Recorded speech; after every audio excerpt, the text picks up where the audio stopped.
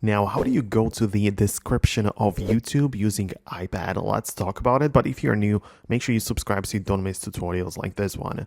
Now, at first, make sure you run the latest version of YouTube so we are on the same page. You can go to the App Store, go to the search and look up YouTube app right here. And if you have the update button clickable right there, make sure you click on it to get the latest version.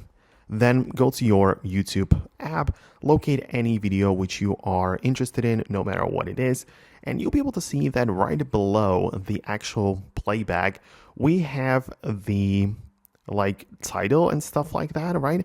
And then next to the view count and the date information, we have the more button.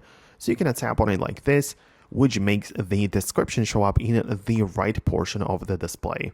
Again, the description will be slightly shown right here, but it's not even the full description, so you still need to tap on it like that, click on the window, or tap on the more button, and every single thing in the description is going to show up right here. Yes, I do understand why you may be a little bit confused because it got slightly changed with an update, and that was the reason I told you to update your YouTube app at first, so we have the very same thing in here. Now you can close it by swiping down like this, and yeah, that's the whole point. So let me know in the comments below if you managed to find the YouTube description.